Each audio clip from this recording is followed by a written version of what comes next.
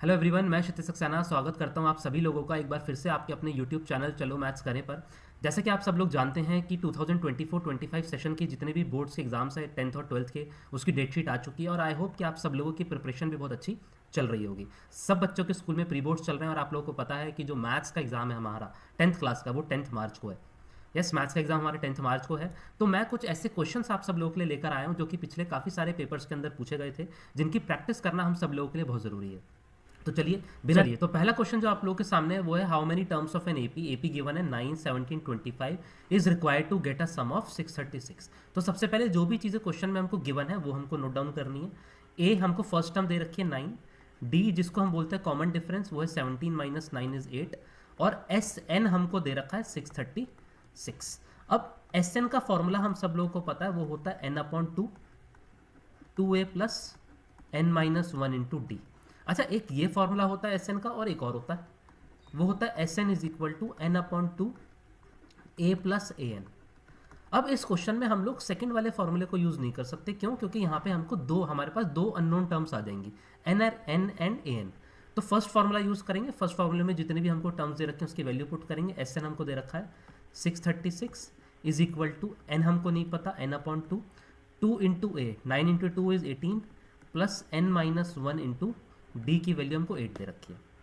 तो 636 is equal to n upon two, ये हो जाएगा 18 प्लस 8n माइनस 8, जिसको मैं लिख सकता हूँ n upon two 10 plus 8n। अब ये 2 जो है वो 10 और 8 से 2 कॉमन लेके कैंसिल आउट हो जाएगा, तो इसको और फर्दर सॉल्व कर दूँ तो ये बच गया n इंटू 5 प्लस 4n। तो 636 की जो वैल्यू आ गई हमारी वो आ गई 5n प्लस 4n स्क्वायर। तो क्वाड्रेटिक इक्वेशन हमारी बन गई 4n square plus 5n minus 636 is equal to 0। अब इस क्वाड्रेटिक इक्वेशन को हम लोग को सॉल्व करना है, मिडल टर्म स्प्लिटिंग करेंगे। 636 के अगर मैं फैक्टर्स बना लूँ तो सबसे पहले 3 से डिवाइड कर लेते हैं, तो ये हो जाएगा 212। अब 2 से कर लेते हैं 106, दोबारा 2 से कर लेते हैं तो ये हो जाएगा 53, और 53 हमारा प्राइम नंबर है, और 4 भी हमारे यहाँ पे हमको यहाँ पे गिवन है। तो 3 to the 6 into 2 12 into 4 is 48। तो इसके जो हमारे मिडल टर्म स्प्लिटिंग करके फैक्टर्स बनेंगे वो बनेंगे 4n square plus 53n minus 48n minus 636 is equal to 0। अब पहले हमारे पास कुछ कॉमन नहीं आ रहा, तो ये बच जाएगा 4n प्लस 53। यहाँ से 12 कॉमन आ रहा है, माइनस 12 बच जाएगा 4n plus 53 is equal to 0। तो यहाँ से आप लोग देख सकते हैं कि n minus 12 and 4n plus 53 is equal to 0, और n की वैल्यू मैं सीधा सीधा यहाँ पे 12 लिख देता हूँ। क्यों? क्योंकि n की वैल्यू हमारी नेगेटिव में नहीं हो सकती, आपको एग्जाम में लिखना जरूरी है, because n is the number of terms and number of terms can not be negative, hence we will ignore the value of, जो दूसरी वैल्यू आएगी वो आएगी माइनस 53 अपॉन 4। इस वैल्यू को आपको इग्नोर कर देना है। तो n की वैल्यू हमारी 12 आ गई। इसका मतलब क्या है? The number of terms required of an AP to get the sum of 636 is 12। तो आपके इस क्वेश्चन का आंसर हो गया, है ना। तो ध्यान से हमको सबसे पहले क्वेश्चन में गिवन लिखना बहुत ज़रूरी है, क्योंकि अगर आप किसी भी पिछले ईयर के पेपर के आंसर की देखेंगे तो उसमें आपको गिवन के भी नंबर अलॉटेड होते हैं। ठीक है, आई होप आप लोगों को क्वेश्चन समझ में आया होगा, सिंपल क्वेश्चन था। चलिए आगे बढ़ते हैं। Second question, pair of linear equation in two variables का सबसे फेवरेट क्वेश्चन है ये। आपको ये क्वेश्चन भी हर एक पेपर में मिल जाएगा। सम of a 2 digit number and the number obtained by the reversing the digit is 66. If the digits differ by 2 then find the number. अब हम लोग इसमें कैसे करते हैं कि let the digits be x and y। x and y हमने उसकी digits मान ली, और अगर x and y हमारी digits होंगी तो जो हमारा नंबर बनेगा, नंबर को हमेशा हमको एक्सपेंडेड फॉर्म में लिखना होता है। तो अगर x हमारा टेंस प्लेस पे है तो नंबर हो जाएगा हमारा 10x प्लस वाई। तो हमेशा आप लोगों को डिजिट्स को और नंबर को सेपरेटली लिखना है। डिजिट हमारी x एंड y हो गई, और नंबर जो हो जाएगा वो हमारा 10x प्लस वाई हो जाएगा। अब दे रखा है sum of a 2 digit number and the number obtained by reversing the digit is 66। अब 2 digit नंबर हमारा 10x प्लस वाई है, और अगर मैं इसको सम कर दूं किससे? इसकी डिजिट्स को रिवर्स करके, मतलब y पहले आ जाएगा x बाद में आ जाएगा, तो 10y प्लस एक्स, और इसकी वैल्यू हमको क्वेश्चन में 66 गिवन है। इसकी वैल्यू क्वेश्चन में हमको 66 गिवन है। थोड़ा सा सॉल्व कर लेंगे तो 10x प्लस एक्स हो जाएगा 11x, plus y plus 10y हो जाएगा 11y की वैल्यू हमको 66 गिवन है। और यहाँ से मैं x प्लस वाई की वैल्यू सीधा सीधा 6 निकाल सकता हूँ। ये हमारी फर्स्ट इक्वेशन हो गई, ये हमारी फर्स्ट इक्वेशन हो गई। अब बोला गया if the digits differ by 2, तो लेट से मैंने कह दिया सेकंड इक्वेशन हमारी हो गई x माइनस वाई की वैल्यू भी हमको 2 गिवन है। ये हमारी सेकंड इक्वेशन हो गई। तो दो इक्वेशन आ गई हमारे पास। अब हम लोग इसको सिंपली एलिमिनेशन मेथड से सॉल्व कर सकते हैं। x plus y is equal to 6, x minus y is equal to 2, दोनों को ऐड कर देंगे, 2x इज 8, जहाँ से x की वैल्यू मेरी 4 निकल गई। अब x की वैल्यू अगर मेरी 4 निकल जाएगी तो y की वैल्यू मेरी 2 निकल जाएगी। अब क्योंकि नंबर मैंने 10x प्लस वाई लिया था, तो therefore the required number will be 10x plus y 42, जो कि हमारे क्वेश्चन का आंसर। अब बहुत बार बच्चे एग्जाम में क्या करते हैं, x और y की तो वैल्यू निकाल दी, लेकिन द रिक्वायर्ड नंबर भी नहीं लिखा, तो इसका आपका एक नंबर कट जाएगा। तो मेक श्योर कि जो फाइनल क्वेश्चन हमसे पूछा गया फाइंड द नंबर, वो नंबर आपको यहाँ पे ज़रूर लिखना है। अगर आप फटाफट से इसको चेक कर लेंगे तो आपको पता है कि 42 को रिवर्स करके प्लस कर दूंगा 24 से, तो आंसर 66 आ रहा है। और 4 और 2 का डिफरेंस भी आपका 2 है, तो मतलब आपका आंसर बिल्कुल सही है। यस, तो बहुत ही इंपॉर्टेंट क्वेश्चन है, काफ़ी बार आपको ये आपके बोर्ड्स के पेपर में मिल जाएगा, और प्री बोर्ड में भी काफ़ी बार ये पूछा जाता है। चलिए आगे बढ़ते हैं। सर्कल्स टॉपिक का question. From an external point P two tangents PA and PB are drawn to the circle with centre O। चलिए ये इसका सेंटर है O। At E on a point of the circle the tangent is drawn to intersect PA and PB at C and D। ये ऐसे C and D पे intersect कर रहा है। PA की वैल्यू, मतलब एक टेंजेंट की वैल्यू, PA की वैल्यू हमको 10 सेंटीमीटर गिवन है। PA is equal to 10 centimetre. हमको we have to find the perimeter of PCD। To find, क्या फाइंड करना है, पेरीमीटर ऑफ ट्राइंगल PCD। तो ये जो PCD है इसका पेरीमीटर हम लोगों को फाइंड करना है। तो सबसे पहले एक बहुत ही इंपॉर्टेंट प्रॉपर्टी सर्कल्स और टेंजेंट की जो हम सभी लोगों को पता होनी चाहिए, क्या, कि the tangents drawn from a external point to a circle are equal. Tangents drawn from a external point to the circle are equal. तो इसलिए क्या मैं ये कह सकता हूँ कि PA will be equal to PB। तो यहाँ पे रीजन लिखना है आपको, tangents from an external point. एक एक्सटर्नल पॉइंट से टेंजेंट कभी भी बनाया जाएगा किसी सर्कल के अंदर, है ना, तो वो हमेशा इक्वल होंगे। और ये बात ध्यान रखिएगा, किसी भी एक्सटर्नल पॉइंट से आप खाली 2 ही टेंजेंट बना सकते हो, उससे ज़्यादा टेंजेंट नहीं बन सकते। ठीक है, तो ऑब्वियसली सी बात है कि PB की वैल्यू भी मेरी 10 सेंटीमीटर आ गई। अब यहाँ पे देखने वाली बात हमारी ये है कि क्या मैं PA को AC प्लस PC लिख सकता हूँ? बिल्कुल लिख सकता हूँ। इस PA को मैंने AC प्लस PC के फॉर्म में लिख दिया। सिमिलरली मैंने PB को BD प्लस DP के फॉर्म में लिख दिया। क्या कर दिया मैंने, उसको ब्रेक ही तो कर दिया। अब ध्यान से देखिएगा कि क्या हमारा AC और CE, AC will be equal to CE, AC will be equal to CE and BD will be equal to DE। ये BD भी DE के इक्वल होगा और AC भी CE के इक्वल होगा, और इसका रीजन भी सेम ही है। क्या रीजन है, टेंजेंट्स फ्रॉम एक्सटर्नल पॉइंट, है ना। एक एक्सटर्नल पॉइंट, ये जो C है, इस C पॉइंट से ही तो AC और CE आ रहा है, और ये जो D है, इस D पॉइंट से तो DE और BD आ रहा है। तो ये अगर लेट से मैं इसको फर्स्ट मान लूँ और इसको सेकंड मान लूँ, तो मुझे फ्रॉम 1 एंड 2 ये पता चल गया कि जो PA है मेरा, PA, इस PA को मैं PC प्लस AC की जगह में CE लिख सकता हूँ। AC की जगह पे CE लिख दिया, और in the same way PB को मैंने PD प्लस BD की जगह DE लिख दिया। PD प्लस DE लिख दिया। अब आप ध्यान से देखिएगा कि अगर मैं PC प्लस CE और ED प्लस PD को प्लस कर दूं, इसको थर्ड इक्वेशन मान लूं, तो फ्रॉम थर्ड इक्वेशन मेरे को ये चीज़ पता चल गई है कि PC plus EC plus ED plus PD, है ना, PC CE ED PD को सबको प्लस कर दूंगा तो इसकी वैल्यू भी 10 है और इसकी वैल्यू भी 10 है, will be equal to 10 plus 10 is equal to 20 centimetre. कितना आ जाएगा? 20 सेंटीमीटर। और हमसे पूछा गया है पेरीमीटर, तो आप ध्यान से देखिएगा PC EC ED PD सबको प्लस करूंगा तो पेरीमीटर ही बन गया, तो therefore perimeter is equal to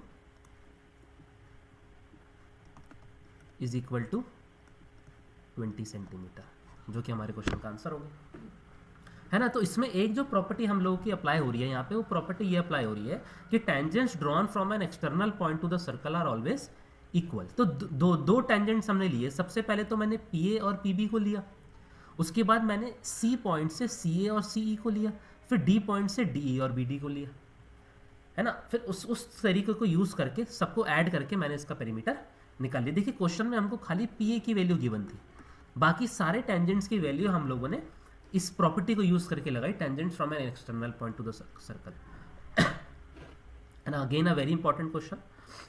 चलिए आगे बढ़ते हैं। चलिए फोर्थ क्वेश्चन हमारा है, हमको दे रखा है 2/√x plus 3/√y is equal to 2, 4/√x minus 9/√y is equal to -1। तो आप देख सकते हैं सबसे पहले यहाँ पे हमको डिनोमिनेटर में वेरिएबल दे रखा है। तो कभी भी डिनोमिनेटर में वेरिएबल दिया हो तो सबसे आसान तरीका है, हमने ले लिया कि लेट 1/√x, पूरे के पूरे वेरिएबल को हमने a मान लिया, एंड 1/√y को मैंने b मान लिया। तो दोबारा से जो हमारी न्यू इक्वेशन बन जाएंगी वो बन जाएगी मेरी 2a plus 3b is equal to 2, first equation. दूसरी equation 4a minus 9b is equal to -1, ये मेरी सेकेंड इक्वेशन बन गई। अब सिंपली मेरे को दिख रहा है कि ये मैं इन दोनों इक्वेशन को किसी भी मेथड से सॉल्व कर सकता हूँ, चाहे सब्स्टिट्यूशन मेथड हो चाहे एलिमिनेशन मेथड हो। तो चलिए एलिमिनेशन से सॉल्व करेंगे। तो सबसे पहले लिखेंगे मल्टीप्लाइंग इक्वेशन 1 विद 2, है ना। 2 नंबर से मैंने इसको मल्टीप्लाई कर दिया, तो ये हो जाएगा 2 multiplied by 2a plus 3b is equal to 2। Equation बन के आ जाएगी 4a plus 6b is equal to 4, 4a plus 6b is equal to 4। इसको मैंने थर्ड इक्वेशन मान लिया। अब हम लोग इसको एलिमिनेट करेंगे, सब्ट्रैक्टिंग इक्वेशन 2 फ्रॉम 3, तो 4a plus 6b is equal to 4। Subtract करना है किससे? 4a minus 9b is equal to -1। और सब्ट्रैक्ट करते समय ये बात आपको पता है कि जितने भी नीचे वाली इक्वेशन है उसके सारे साइन हमारे चेंज हो जाएंगे, ये हो जाएगा माइनस, ये हो जाएगा प्लस और ये हो जाएगा प्लस। तो अब आप देख सकते हैं 4a से 4a कैंसिल हो गया, 6 plus 9 is 15b is equal to 4 plus 1 is 5, जहाँ से b की वैल्यू 5/15 मेरी 1/3 आ गई। ये मेरी b की वैल्यू आ गई। अब नेक्स्ट स्टेप होगा putting value of b in equation, कहीं भी पुट कर लेते हैं। लेट्स से इक्वेशन 1 में पुट कर लिया। अब पुट करूंगा तो ये आ जाएगा 2a plus 3/3 is equal to 2। आप देख सकते हैं 3 से 3 कट गया, तो 2a की वैल्यू 1 आ गई, जहाँ से a की वैल्यू भी मेरी 1/2 आ गई। तो आप देखिए a और b दोनों की वैल्यू मेरे पास आ चुकी है, लेकिन क्वेश्चन में वेरिएबल हमारे a और b नहीं थे, वेरिएबल x और y थे। तो दोबारा से x और y में हम इन वैल्यू को सब्स्टिट्यूट करेंगे। 1/√x की वैल्यू मेरी आ गई 1/2, जहाँ से मैं ये कह सकता हूँ कि √x is equal to 2, squaring both side, x की वैल्यू 4 आ गई। सेम तरीके से 1/√y इज इक्वल टू 1/3, तो √y की वैल्यू 3 आ गई, जहाँ से y की वैल्यू मेरी 9 आ गई। तो जो कि हमारे इस क्वेश्चन का आंसर है ना। तो बहुत बार जल्दबाजी में क्या होता है कि बच्चे a और b की वैल्यू निकाल के छोड़ देंगे, उससे आपके मार्क्स कट जाएंगे, है ना। क्योंकि वेरिएबल क्वेश्चन में वेरिएबल ही हमको x और y दे रखा था, तो मेक श्योर कि हम लोग x और y की वैल्यू ही फाइंड करके निकालें। है ना। तो सबसे आसान तरीका है इस क्वेश्चन को करने का, जो कि मैंने आपको बताया। बाकी आप और जगह कहीं देखेंगे तो हो सकता है आपको और भी कुछ तरीके दिख जाए, बट मुझे सबसे आसान तरीका यही लगता है ना। आई होप आप लोगों को समझ में आया होगा, बहुत इंपॉर्टेंट क्वेश्चन था। चलिए नेक्स्ट क्वेश्चन है, find the area of a quadrant of a circle who circumference is 22 centimetre. मतलब हमको सर्कल दे रखा है, उस सर्कल को 4 पार्ट में डिवाइड कर रखा है, और ये 4 पार्ट में से एक पार्ट का एरिया, जिसको हम क्वाड्रेंट बोलते हैं, इसका हमको एरिया फाइंड करना है। क्या क्वेश्चन में गिवन है हमको? क्वेश्चन में हमको सर्कमफ्रेंस गिवन है। तो सर्कमफ्रेंस ऑफ अ सर्कल का फॉर्मूला हम लोगों को पता है, वो होता है 2πr। तो 2πr की वैल्यू हमको 22 गिवन है। तो यहाँ से वैल्यू अगर पुट करूँ 22/7 इंटू आर इज 22, 22 से 22 कैंसिल आउट हो गया, तो r की वैल्यू मेरी 7/2 आ गई। तो ये जो सर्कल है इसका रेडियस मेरे को 7/2 मिल गया। अब मेरे को फाइंड करना है एरिया ऑफ अ क्वाड्रेंट। अब एरिया ऑफ क्वाड्रेंट मतलब एक सर्कल को 4 पार्ट में डिवाइड करना। तो एरिया ऑफ क्वाड्रेंट मेरा हो जाएगा area of circle πr² divide by 4। Values put करेंगे 22/7 इंटू 7/2 इंटू 7/2 इंटू 1/4। 7 से 7 कट गया, 11 हो गया। ये वैल्यू आ गई मेरी 11 7 जा 77 डिवाइडेड बाय 8, 77 डिवाइडेड बाय 8। अब 77 को अगर मैं 8 से डिवाइड करता हूँ, तो क्योंकि डिनोमिनेटर के फैक्टर्स खाली 2 हैं, तो ये एक मेरा टर्मिनेटिंग डेसिमल इसका आंसर आएगा। तो निकाल लेते हैं, 9 जा 72, 5.0, 6 जा 48, 2 0 पुट कर दूंगा, 2 जा 16, 4। ठीक है, तो ये आंसर आ गया मेरा 9.625 सेंटीमीटर स्क्वायर, जो कि हमारे इस क्वेश्चन का आंसर है। तो बहुत सिंपल क्वेश्चन था, बेसिक सा क्वेश्चन था। बस आपको ये बात पता होनी चाहिए कि जो क्वाड्रेंट होता है वो आपके सर्कल को 4 पार्ट में डिवाइड करता है। तो पूरे एरिया को हमने डिवाइड बाय 4 कर दिया, है ना। इजी क्वेश्चन था, बेसिक क्वेश्चन था। आई होप आप लोगों को समझ में आया। चलिए आगे बढ़ते हैं। यस, अगेन बहुत ज़रूरी क्वेश्चन है हमारे सर्कल्स टॉपिक का। Prove that a parallelogram circumscribing a circle is a rhombus. Prove that parallelogram circumscribing a circle is a rhombus. बहुत बार बोर्ड्स के अंदर पूछा गया है, बहुत बार प्री बोर्ड्स के अंदर आ रखा है।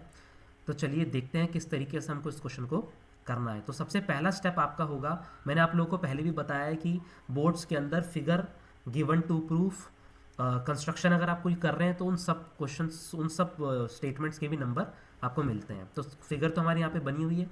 सबसे पहले हम लोग यहाँ पे गिवन लिखेंगे। अब गिवन में हमको यही बात गिवन है कि जो हमारा ABCD है, ABCD is a parallelogram. ABCD हमको पैरेललोग्राम गिवन है ना। और हमको टू प्रूफ करना है, to proof ABCD is a rhombus. हमको ABCD को एक रोम्बस प्रूफ करना है। तो चलिए थोड़ा सा प्रॉपर्टीज रिकॉल कर लेते हैं पैरेललोग्राम और रोम्बस की। तो पैरेललोग्राम की प्रॉपर्टीज क्या होती हैं? हम लोगों को पता है कि पैरेललोग्राम की प्रॉपर्टी होती है कि opposite sides are equal, opposite sides are parallel, है ना, opposite angles are equal, sum of adjacent angles is 180 degree. ये कुछ प्रॉपर्टीज आपकी पैरेललोग्राम की हैं। अब ये सारी की सारी प्रॉपर्टीज हमारी रोम्बस की भी होती हैं, बट रोम्बस की एक प्रॉपर्टी बहुत ज़्यादा ज़रूरी होती है, वो ये होती है कि रोम्बस की सारी साइड्स इक्वल होती हैं। रोम्बस की ऑल साइड्स आर इक्वल। तो इसका मतलब ये है कि अगर इस फिगर के अंदर मैंने अगर AB को AD के इक्वल बता दिया, अगर मैंने प्रूफ कर दिया AB is equal to AD, इसका मतलब ये है कि मेरा ABCD रोम्बस बन जाएगा। तो चलिए देखते हैं कैसे करते हैं प्रूफ। अब सबसे पहले एक कंसेप्ट आप लोगों को पता है कि ये जो ABCD है ना, ABCD ये एक पॉइंट्स है जहां से टेंजेंट सर्कल पे जा रहे हैं, है ना। और एक प्रॉपर्टी सबसे पहले मैं लिख देता हूं, tangents from external point to a circle are equal. Tangents from external point to a circle are equal. तो इसलिए मैंने यहां पे सबसे पहले लिख दिया कि AP is equal to AS, AP is equal to AS, ये इसके इक्वल होगा। फिर मैं इसके नीचे लिख देता हूं PB BQ के इक्वल भी होगा, PB will be equal to BQ। फिर QC RC की इक्वल होगा, QC will be equal to RC। फिर मेरे को पता है कि जो DR होगा वो SD की इक्वल होगा, DR will be equal to SD, है ना। अब ये मेरी 4 इक्वेशंस बन गई। अब मेरा नेक्स्ट स्टेप होगा एडिंग 1 2 3 एंड 4। अब ये चारों की चारों इक्वेशंस को अगर मैं ऐड कर देता हूं तो आप ध्यान से देखिएगा कि AP प्लस PB, क्या AB हो गया? बिल्कुल हो गया। प्लस अच्छा RC प्लस DR, क्या DC हो गया? बिल्कुल हो गया। अब RHS में देखते हैं, AS प्लस SD, क्या AD हो गया? बिल्कुल हो गया। BQ प्लस QC, क्या BC हो गया? बिल्कुल हो गया। इसका मतलब हमारा यहाँ पे आ गया AB प्लस DC, ये पूरा AB plus DC is equal to AD plus BC, AD plus BC। और ये एक क्वेश्चन है, सेपरेट क्वेश्चन है जो कि आपके NCERT बुक्स के अंदर दे रखा है ना। तो उस क्वेश्चन का यूज हमारे इस क्वेश्चन के अंदर हो रहा है। अब आप ध्यान से देखिएगा, वी नो, इसको मैं लेट्स से 5th इक्वेशन मान लेता हूं, we know that ABCD is a parallelogram. हम लोग को पता है कि ABCD एक पैरेललोग्राम है, तो देयरफॉर क्या AB will be equal to DC होगा? बिल्कुल होगा। और AD की वैल्यू BC की इक्वल होगी? बिल्कुल होगी। यहाँ पे क्या लिख सकते हैं हम? यहाँ पे लिख सकते हैं हम opposite sides of a parallelogram, opposite sides of a parallelogram. तो फ्रॉम 5th इक्वेशन से मेरे को ये पता चल गया 2AB will be equal to, AB को मैंने 2 ले लिया, will be equal to 2AD। क्यों? क्योंकि मैंने AB को DC के साथ इक्वल रख दिया और AD को BC की इक्वल रख दिया। आप देख सकते हैं यहाँ से 2 से 2 कैंसिल आउट हो गया, तो मेरा आ गया AB is equal to AD। क्या आ गया? AB is equal to AD। उसके बाद एक नीचे लाइन बहुत ज़्यादा ज़रूरी आपको लिखनी है, as the adjacent sides of a parallelogram are equal, as the adjacent sides of a parallelogram are equal, therefore थोड़ा सा स्पेस कम है, therefore ABCD is a rhombus। मैंने आपको पहले ही बताया था कि किसी भी पैरेललोग्राम की अगर एडजेसेंट साइड्स को हम लोग इक्वल कर दें तो वो रोम्बस बन जाता है। तो हमने इस तरीके से इस क्वेश्चन को सॉल्व किया और ABCD हमारा रोम्बस प्रूफ हो गया। अगेन मैं आप लोगों को बता रहा हूँ, बहुत ही ज़्यादा इंपॉर्टेंट क्वेश्चन है, काफ़ी बार पेपर में डायरेक्ट क्वेश्चन आया हुआ है, डायरेक्ट क्वेश्चन स्कोरिंग क्वेश्चन है। और मेक श्योर कि आप गिवन टू प्रूव और जो भी कंस्ट्रक्शन आप कुछ भी कर रहे हैं, फिगर बनानी, इस चीज़ को ना भूलें, क्योंकि इन सब चीज़ों के भी आपको 1 नंबर पेपर में मिलते हैं। आई होप आप लोगों को समझ में आया होगा क्वेश्चन। चलिए आगे बढ़ते हैं। A train travels a certain distance of 63 kilometre के डिस्टेंस ट्रेवल कर रही है train, and travels at a distance of 72 kilometre at a speed of 6 kilometre per hour more than its original speed. If it takes 3 hours to complete the entire journey, find the original speed of the train. चलिए बहुत ही basic question है, तो solve करते हैं। मैंने लिख दिया कि late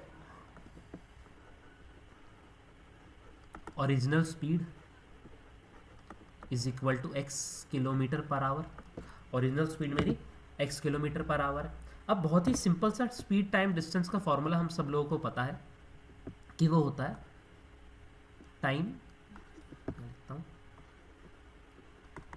time is equal to distance upon speed. Time is equal to distance upon speed. अब 2 केस दे रखे हैं, उन 2 केस को सेपरेटली अगर हम लोग लिख दें, 63 किलोमीटर का डिस्टेंस ट्रेवल करता है कुछ स्पीड में, स्पीड हमको नहीं पता, स्पीड हमने x ली है, तो उसका जो टाइम हो जाएगा यहाँ लिख देते हैं अकॉर्डिंग टू द क्वेश्चन, है ना। डिस्टेंस 63 अपॉन x में ट्रेवल कर रहा है, प्लस 72 डिस्टेंस ट्रेवल कर रहा है कितने में? 6 किलोमीटर मोर में, 6 किलोमीटर पर आवर की मोर स्पीड में, तो x प्लस 6 टोटल टाइम ले रहा है 3 आवर्स। तो ये आपकी क्वेश्चन बन गई। टोटल टाइम कितना ले रहा है वो? 3 आवर्स ले रहा है। तो बस अब इस इक्वेशन को हमको सॉल्व करना है। तो थोड़ा सा इजी तरीके से सॉल्व करने के लिए अब आप देख सकते हैं डिनोमिनेटर में, इसका न्यूमरेटर में 63 है, यहाँ 72 है, यहाँ 3 है, तो ये सारा 3 से कैंसिल आउट हो जाएगा।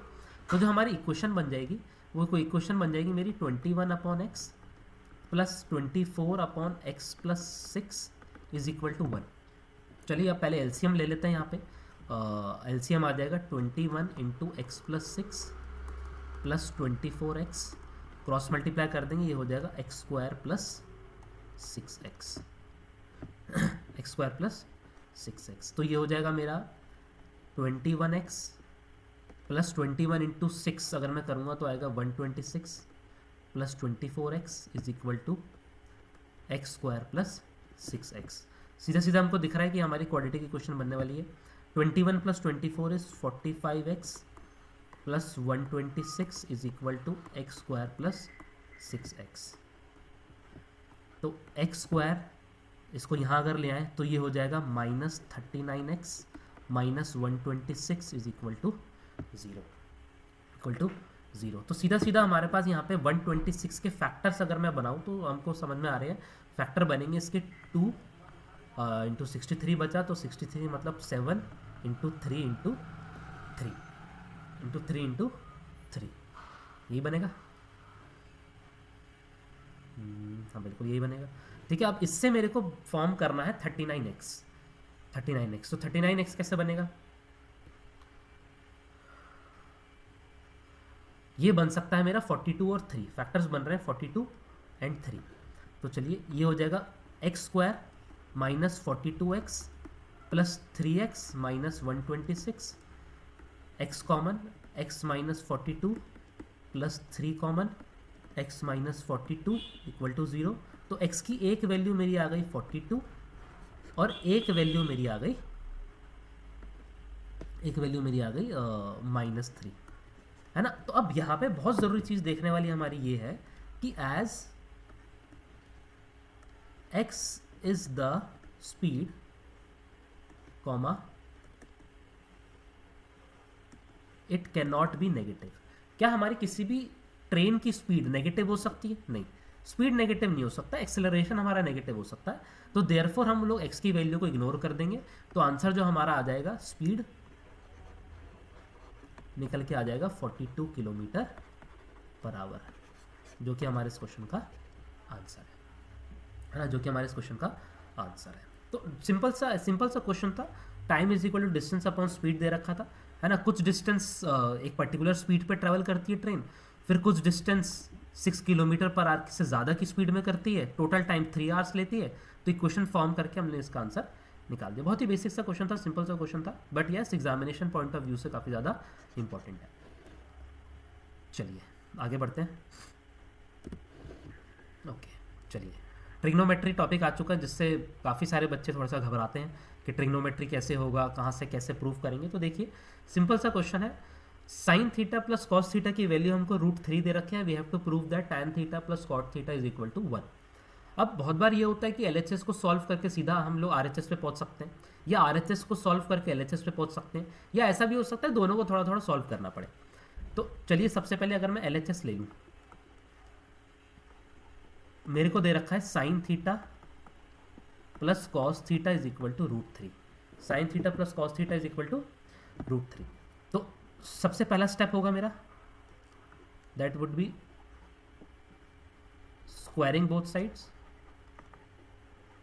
बोथ साइड को स्क्वायर करूंगा तो ये हो जाएगा मेरा sine theta plus cos theta का whole square is equal to 3, क्योंकि √3 का स्क्वायर करूंगा तो 3 हो जाएगा। तो ये हो जाएगा sine square theta plus cos square theta plus 2 sine theta cos theta is equal to 3। देखिए मैंने यहाँ पे क्या किया, यहाँ पे मैंने सिर्फ a प्लस बी के होल स्क्वायर का फॉर्मूला लगाया, a² plus b² plus 2ab की वैल्यू 3 आ गई। अब एक ट्रिग्नोमेट्री की बहुत ही ज़्यादा इंपॉर्टेंट और बेसिक सी आइडेंटिटी हम लोगों को याद होनी चाहिए, याद होगी भी सभी बच्चों को, कि sign square theta plus cos square theta 1 होता है। तो 1 plus 2 sine theta cos theta की वैल्यू 3 आ गई, 1 वहाँ भेज दूंगा, 2 साइन थीटा कॉस थीटा की वैल्यू 2 आ गई, जहाँ से साइन थीटा कॉस थीटा की वैल्यू हमारी 1 आ गई। क्या आ गई? 1। तो ये मेरा हो गया, this is my LHS, this is my LHS। अब RHS को भी सॉल्व करेंगे। अब मेरे को दे रखा है tan theta plus cot theta is equal to 1। अब मुझे पता है कि टैन को मैं लिख सकता हूँ sine theta upon cos theta, plus cot को लिख सकता हूँ मैं cos theta upon sine theta is equal to 1। LCM अगर ले लूँ तो ये आ जाएगा sine square theta plus cos square theta upon sine theta cos theta is equal to 1। अब दोबारा से sine square theta plus cos square theta आपको पता है 1 upon sine theta cos theta की वैल्यू 1 हो गई। तो अगर इसको मैं क्रॉस मल्टीप्लाई कर दूं तो यहाँ से साइन थीटा कॉस थीटा की वैल्यू भी 1 हो गई। तो therefore hence LHS is equal to RHS। LHS is equal to RHS हो गया प्रूफ, है ना। तो सिंपल से आपको देखना है कि क्वेश्चन में ट्रिग्नोमेट्री की कौन सी आइडेंटिटी को आपको यूज़ करना है ना, किस किस किस रिलेशन को आपको यूज़ करना है ना। 3 आइडेंटिटीज़ हमारी हैं, याद होनी चाहिए। सबसे पहली sine square theta plus cos square theta is equal to 1, दूसरी 1 plus tan square theta is equal to sec square theta, तीसरी 1 plus cot square theta is equal to cosec square theta. Yes, तो simple question था, basic question था। चलिए आगे बढ़ते हैं। Okay, surface area volume, जहाँ पे बहुत बार बच्चों का कैलकुलेशन मिस्टेक हो जाता है और सबसे ज़्यादा जो नंबर कटते हैं वो इसी टॉपिक में कटते हैं। सबसे आसान टॉपिक है और सबसे ज़्यादा नंबर भी कटेंगे। क्यों? क्योंकि कैलकुलेटिव टॉपिक है हमारा, कैलकुलेशन करनी है। तो चलिए, हमको दे रखा है tent is in the shape of a cylinder surmounted by a cone. इसका मतलब ये है कि हमारा कुछ इस तरीके से टेंट है, ये सिलेंडर है और इसके ऊपर ऐसे कोन है, इसके ऊपर ऐसे कोन बना हुआ है। If the height and the diameter of the cylindrical part, खाली सिलेंड्रिकल पार्ट की बात कर रहे हैं, इसकी जो हाइट है वो है 2.1 मीटर, ये है 2.1 मीटर। और डायमीटर है 4 मीटर। तो लेट से चलो पूरा पूरा ही लिख लेते हैं, डायमीटर है आपका 4 metre and slant height of the top is 2.8 metre. ये जो स्लांट हाइट है, स्लांट हाइट को हम लोग डिनोट करते हैं L से, 2.8 metre. We have to find the area of the canvas used and also the cost of the canvas used at the rate of rupees 500 per metre square. 500 per metre square का rate है और हमको find करना है कितना canvas use हुआ। तो देखिए, ध्यान से देखिएगा, 2 फिगर्स की बात हो रही है। इसको थोड़ा सा ऐसे बना लेता हूँ। 2 फिगर्स की बात हो रही है। यहाँ पे हमारा है rectangle, cylinder and cone, cylinder and कोन।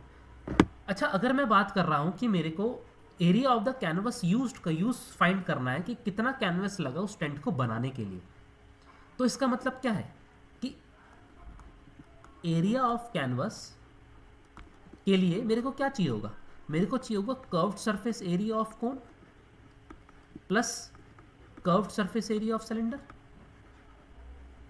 क्योंकि उसकी बाउंड्री को ही तो कवर कर रहे हैं।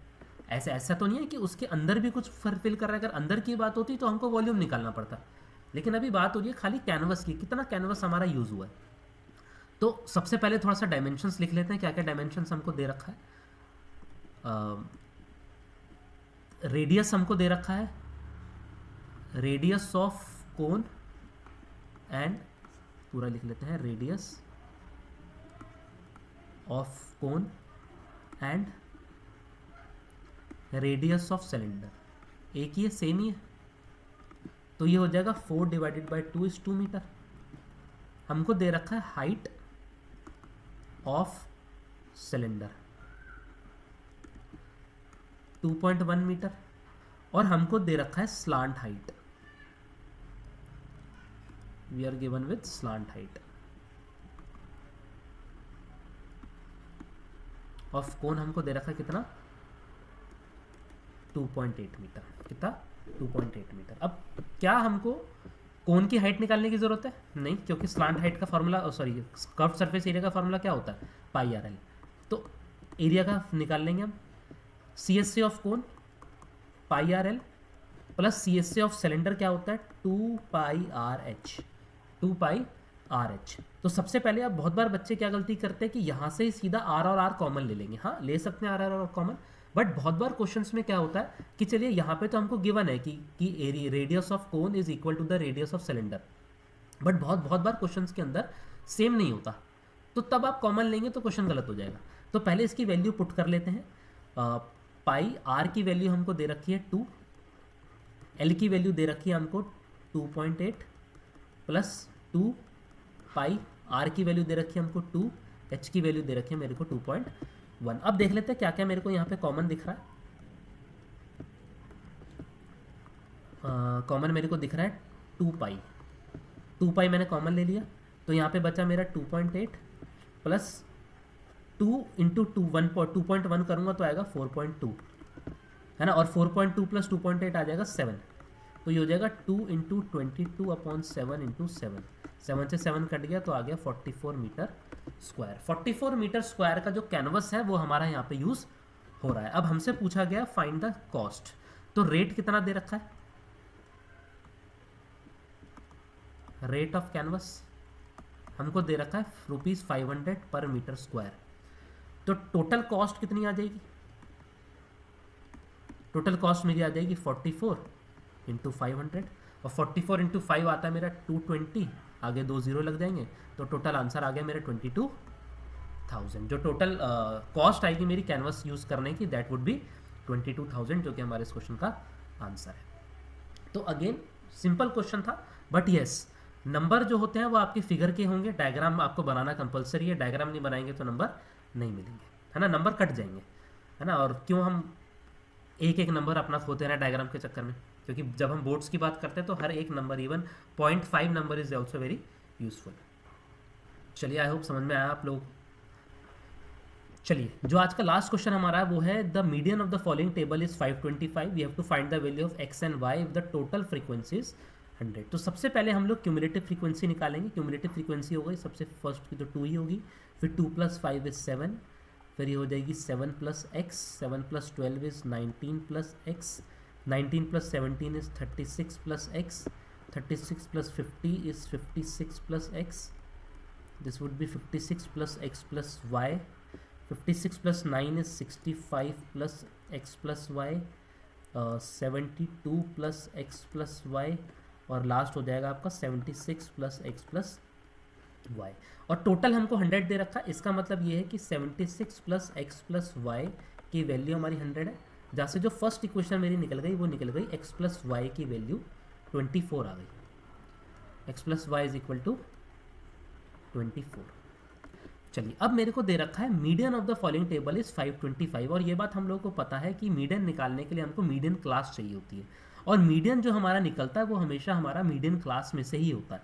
तो 525 कहाँ लाई करेगा, 525 लाई करेगा हमारा 500 से 600 के बीच में। इसका मतलब क्या है कि ये हमारी मीडियन क्लास हो गई, तो इसको भी आपको एग्जाम में मेंशन करना ज़रूरी है। Median class is equal to 500 to 600, 500 to 600 हमारी मीडियन क्लास हो गई। अब मीडियन का फॉर्मूला क्या होता है, मीडियन का फॉर्मूला होता है L + n/2 minus cumulative frequency upon frequency into h। अब ध्यान से हम इसकी वैल्यू पुट करेंगे।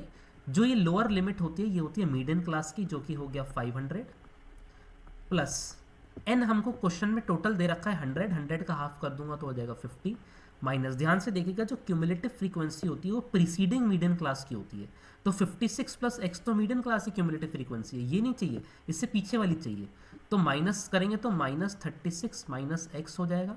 फ्रीक्वेंसी हमको उसी मीडियन क्लास की चाहिए होती है, वो है 20 इंटू 10 हो जाता है इनका पूरा कितना इनका गैप है 100 से 600 से 500, 500 to 600 इज 100 का गैप हो गया, और इस मीडियन की वैल्यू भी हमको 525 की बना। बस इसको सॉल्व करेंगे, 500 को वहाँ भेज दूंगा तो आ जाएगा 25 इज इक्वल टू, ये भी 5 हो गया, ये हो जाएगा 50 - 36 इज 14 - x इंटू 5, यहाँ से आप देख सकते हैं ये भी कैंसिल आउट हो जाएगा, तो 14 - x की वैल्यू 5 हो गई, जहाँ से x की वैल्यू मेरी निकल के आ गई 9।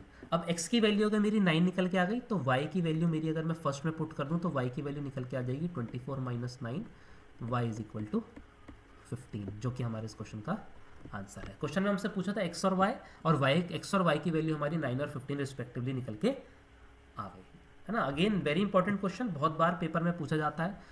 मीडियन का फॉर्मूला क्या होता है, मोड का फॉर्मूला क्या होता है, प्लस मीन के जो हमारे डिफरेंट फॉर्मूले हैं तीनों के तीनों वो आपको याद होने चाहिए अच्छे से, है ना।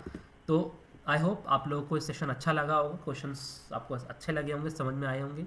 अगेन मैं बता रहा हूँ सारे के सारे क्वेश्चंस वही क्वेश्चंस हैं जो कि पिछले पेपर्स में पूछे गए हैं, है ना। ऐसे डिट्टो क्वेश्चन हो सकता है आपको ना मिले, तो इन्हीं से मिलते जुलते क्वेश्चंस आपको मिल जाएंगे प्रीवियस ईयर के अंदर। और किसी भी एग्जाम में अगर आपको एक्सेल करना है तो यकीन मानिएगा कि प्रीवियस ईयर जो क्वेश्चन पेपर्स होते हैं, जो प्रीवियस ईयर क्वेश्चंस होते हैं वो सबसे इंपॉर्टेंट होते हैं। तो ऐसे ही प्रीवियस ईयर के questions plus extra questions topic wise chapter wise मैं आप लोग के लिए लाता रहूँगा। आई होप आप लोगों को सेशन अच्छा लगा तो शेयर करिए, लाइक करिए और सब्सक्राइब करना मत भूलिएगा और वीडियोज़ के लिए। तब तक के लिए all the very best and make sure कि आप अपनी तैयारी बहुत अच्छे से कर रहे हो। All the best.